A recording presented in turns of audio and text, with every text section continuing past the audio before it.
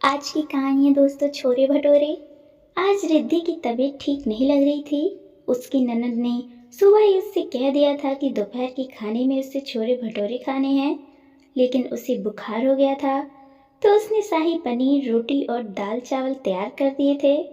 रिद्धि आजकल बहुत उदास रहती थी। जब तक उसकी सास इस दुनिया में थी तब तक तो सब कुछ ठीक था, लेकिन सास के गुजरने के बाद उसके पति और उसकी ननद दिन रात उसके पीछे हाथ धोकर पड़े रहते थे। उसकी ननद उसे जरा सा भी पसंद नहीं करती थी। हालांकि वह उससे छोटी थी, लेकिन फिर भी सास के गुजरने के बाद मानो वह सास का स्थान लेना चाहती थी। और उसका पति प्रकाश तो पता नहीं किस प्रकार का इंसान था। घर गृहस्थी जैसे उसे कोई मतलब ही नहीं था। वह पत्नी को बस मन बहलाने की वस्तु समझता था। अब रिद्धि के मायके में भी कोई उसे सपोर्ट करने वाला नहीं था। उसके माता पिता बहुत पहले ही इस दुनिया से जा चुके थे और भैया भाभी उससे कोई खास मतलब नहीं रखते थे, तो एक तरह से उसका मायका भी खत्म ही हो गया था। प्रकाश इसी बात का फायदा उठाकर हमेशा उस पर अत्याचार करता रहता था। उसे लगता था कि वह इस दुनिया से चली जाए, लेकिन ईश्वर पर भरोसा करके वह जिए जा रही थी कि कभी न कभी तो उसके जीवन में भी खुशियां आएंगी। उस दिन जब उसकी ननद ने खाना परोसने को कहा और उसने खाना परोस दिया, तो उसकी ननद ने आओ देखा ना ताव और एक जोर का थप्पड़ अपनी भाभी को मारते हुए बोली कि यह क्या बनाया है तुमने? मैंने तुम्हें छोले भटूरे बनाने के लिए कहा था ना। रिद्धि को उम्मीद ही नहीं थी कि उसकी ननद उससे छोटी होने के बावजूद उसे थप्पड़ मारेगी। तभी वह गुस्से में उसे देखते हुए बोली, अब ऐसे मुझे घूर क्या रही है? मेरे थप्पड़ से मन नहीं भरा। रुको, मैं अभी भैया को बुलाती हूँ। इतना कहकर उसने जोर से आवाज लगाते हुए कहा, भैया देखो ना, मैंने भाभी से कहा था कि मेरे लिए छोले भटूरे बनाओ, फिर भी ये गंवार औरत पनीर बनाकर लाई है। खुद तो छोटी ननद के थप्पड़ से अभी भी शून्य खड़ी थी कि तभी उसके पति ने आकर बहन के भड़काने पर गुस्से में बौखलाकर उसका बाल अपनी मुट्ठी में जोर से कसकर खींचते हुए कहा, मेरी बहन की फरमाइश पूरी क्यों नहीं की तूने? रिद्धि दर्द से झटपटा रही थी। वह अपना बाल उसकी मुट्ठी से छुड़ाने की कोशिश करते हुए गिड़गिड़ाने लगी, प्लीज मुझे छोड़ दो, मुझे बहुत दर्द हो रहा है। उसका पति गुस्से में दांत पीसते हुए बोला, अब पता चला तुझे कि अगर तू मेरी बहन की फरमाइशें पूरी नहीं करेगी तो तुझे कितना दर्द झेलना पड़ेगा। इतना कहकर उसने गुस्से में उसे धक्का मार दिया। वह दीवार से जा टकराई और उसके सिर में जोर की चोट लग गई। वह अपना सिर पकड़कर वहीं फर्श पर बैठ गई। उसकी ननद कुटिलता से मुस्कुराते हुए खाने की थाली लेकर डाइनिंग टेबल पर बैठ गई और उसके सामने ही उंगलियां चाट चाट कर पनीर खाते हुए उसे चिढ़ाने लगी। जब नम आंखों से रिद्धि ने अपनी ननद की ओर देखा तो उसकी ननद इशारा करते हुए पूछने लगी कि और थप्पड़ चाहिए क्या? रिद्धि की आंखों से झरझर आंसू बहने लगे। आज उसे लगा जैसे वह किसी पराए घर में खड़ी हो। अरे, पराए लोग भी छोटी सी बात पर इस तरह हाथ नहीं उठाते, लेकिन यह लोग न जाने किस मिट्टी के बने थे जो घर की बहू पर हाथ उठाकर अकड़ दिखा रहे थे। आज उससे रहा नहीं गया। वह घायल शेरनी की भांति तड़प उठी। वह उठकर खड़ी हुई और अपने पति के सामने जाकर खड़े हुए बोलने लगी कि तुमने मुझ पर हाथ उठाने की हिम्मत कैसे की? उसका पति गुस्से में भड़क गया और कहने लगा, लगता है तेरे लिए इतनी पिटाई काफी नहीं है। अरे, मुंह चलाने से पहले या तो सोच किसके छत के नीचे खड़ी है तू। अपना दिमाग ठंडा रखा कर, वरना घर से निकाल दूंगा तो कहीं की भी रह नहीं जाएगी तू और कहीं सिर छुपाने की जगह नहीं मिलेगी तुझे। इतना कहकर वह गुस्से में पैर पटकते हुए घर से बाहर निकल गया। इधर पीछे बैठी उसकी ननद व्यंग से मुस्कुरा उठी। तब रिद्धि को भी बहुत तेज गुस्सा आया। वह उसके सामने जाकर खड़ी हो गई और उसके आगे से थाली खींचते हुए बोली कि अगर तुम्हें पनीर की सब्जी खानी नहीं थी तो अभी उंगलियां चाट चाट कर यह सब्जी क्यों खा रही हो? छोड़ो, मेरा बनाया हुआ खाना मत खाओ तुम। उसकी ननद गुस्से में कहने लगी, लगता है एक थप्पड़ से तुम्हारा मन नहीं भरा। फिर से बुलाऊं क्या भैया को? अरे यह घर मेरे भैया का है, मैं उनकी कमाई खा रही हूँ, तो तुझे क्या?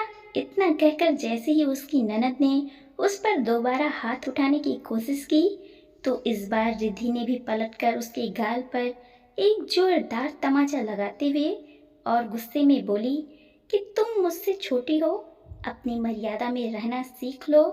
इस पर उसकी ननद गुस्से से बौखला गई और तुरंत ही अपने भैया को फोन करके रोना शुरू कर दिया कि भाभी ने मुझ पर हाथ उठाया है। फिर फोन काटने के बाद वह रिद्धि को धमकाते हुए बोली, रुक, अभी भैया घर आ रहे हैं, फिर तुझे बताएंगे। रिद्धि का दिमाग अब तेजी से चलने लगा था। वह तुरंत ही अपने कमरे में गई और उसने अपने कमरे का दरवाजा भीतर से बंद कर लिया। थोड़ी देर बाद उसका पति दरवाजे पर आकर जोर जोर से दरवाजा पीटते हुए कहने लगा, मेरी बहन पर हाथ उठाने की हिम्मत कैसे की तूने? बाहर निकल, मैं तुझे अभी बताता हूँ ये तूने क्या किया है। तू बाहर निकल तो सही, अभी तुझे मैं अच्छा सबक सिखाता हूँ। लेकिन रिद्धि ने दरवाजा नहीं खोला। तब उसका पति गुस्से से चिल्लाते हुए कहने लगा, और कब तक यूं कमरे में छुपकर बैठी रहेगी तू? मैं भी देखता हूँ, आज तो तेरी जान लेकर मैं रहूंगा।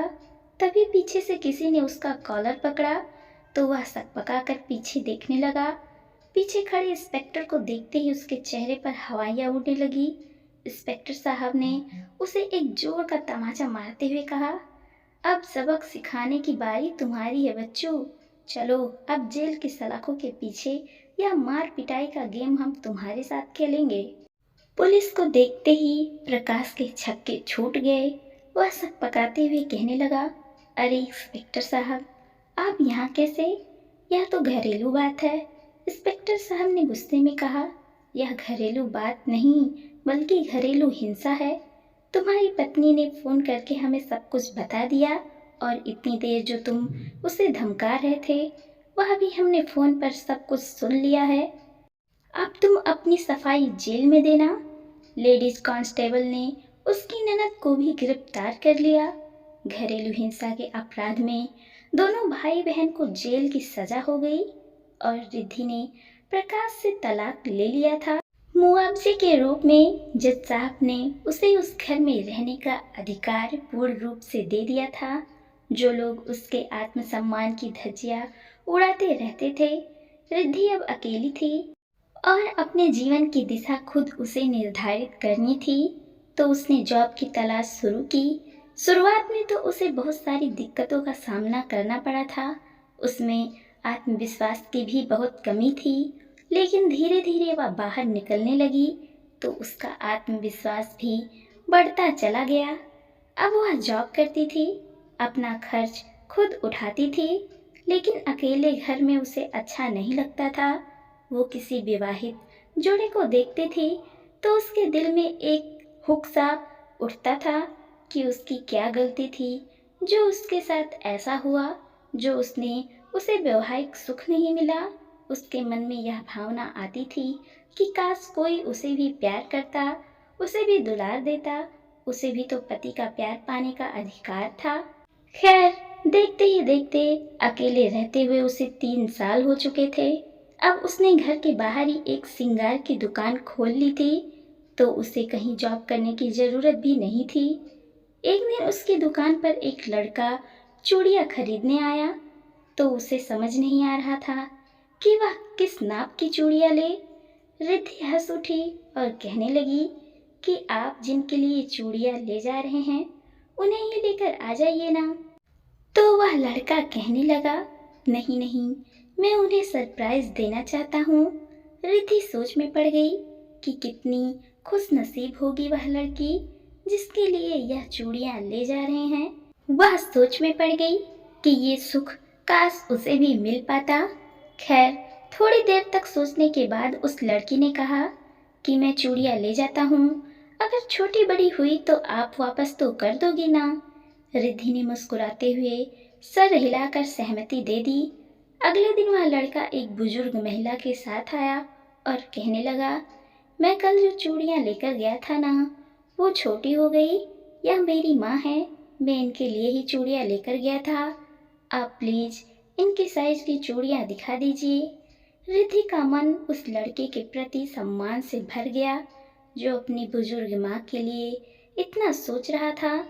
उसने पूरे सम्मान के साथ उन लोगों को बिठाया और चूड़ियाँ दिखाने लगी। बातों ही बातों में उस औरत ने बताया कि उनके बेटे का नाम विनय है। विनय की पत्नी का स्वर्गवास हो चुका था। उनका एक बेटा था जो अभी स्कूल गया हुआ था। यह सब जानकर रिद्धि को बड़ा दुख हुआ और वह सोचने लगी कि अच्छे लोगों के साथ इतना बुरा क्यों होता है। खैर, बातचीत के दौरान पता चला कि वह लोग पिछली गली में नए नए रहने के लिए आए हुए हैं।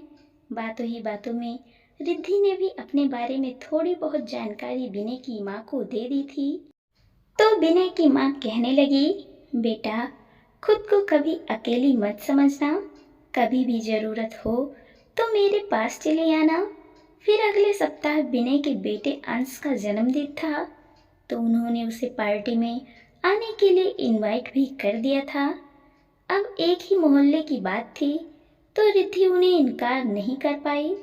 वह पार्टी में गई तो वह यह देखकर बहुत दुखी हुई कि विनय का बेटा 5 वर्षीय पार्टी में अपनी माँ के लिए रो रहा था। रिद्धि के मन में अचानक से ममता का सागर उमड़ आया और वह उसके बेटे को चुप कराने के लिए वहां पहुंच गई। धीरे धीरे वह उस परिवार से जुड़ती चली गई। सप्ताह भर की थकान के बाद संडे को वह अक्सर ही कोई न कोई पकवान बनाकर वहां पहुंच जाया करती थी। विनय तो अक्सर खामोश ही रहता था, लेकिन विनय की माँ और उसका बेटा अंश रिद्धि से घुल मिल से गए थे। विनय की माँ राधिका जी की अनभावी आंखें बहुत कुछ देख रही थी और वह अपने बच्चों की खुशियों के बारे में बहुत कुछ सोच ही रही थी। एक दिन उन्होंने विनय को अपने पास बुलाया और कहने लगे, बेटा, अब तुझे भी दोबारा घर बसा लेना चाहिए। विनय का सिर झुक गया और वह कहने लगा, माँ, क्या कोई औरत मेरे बेटे को माँ का प्यार दे पाएगी? तब राधिका जी ने उसके सिर पर हाथ फेरते हुए कहा, क्यों बेटा, तेरे मन में इतना संशय क्यों है? देख, रिद्धि भी तो अपने अंश से कितना प्यार करती है। यह सुनकर विनय चौकाचौंक माँ की ओर देखने लगा। तो राधिका जी बोली, बेटा, वह भी तो अकेली ही है, उसे भी तो किसी सहारे की जरूरत महसूस होती होगी। क्यों ना तू उसे अपने जीवन संगिनी बना ले? विनय बोल पड़ा, लेकिन माँ, रिद्धि को भी तो इस बात के लिए तैयार होना चाहिए ना। राधिका जी होले से मुस्कुरा उठी और कहने लगी, बेटा, मैंने तो उसके मन की बात पहले से ही उससे पूछ ली थी। वह भी अपने अकेलेपन से परेशान है, उसे भी किसी परिवार की ज़रूरत है। अब तो फैसला तेरे ही हाथों में है। यह सुनकर विनय शर्मा गया और उसने धीरे से सहमति से सर हिला दिया। फिर एक दिन मंदिर में उन दोनों लोगों की शादी हो गई। अब सभी लोग एक साथ मिलजुल कर हंसी खुशी रहने लगे थे और रिद्धि के जीवन में भी फिर से खुशियों की बहार आ गई थी। तो दोस्तों, आपको यह कहानी कैसे लगी? कमेंट करके ज़रूर बताइएगा और देखते रहिएगा खुशबू मोटिवेशनल स्टोरी। धन्यवाद दोस्तों।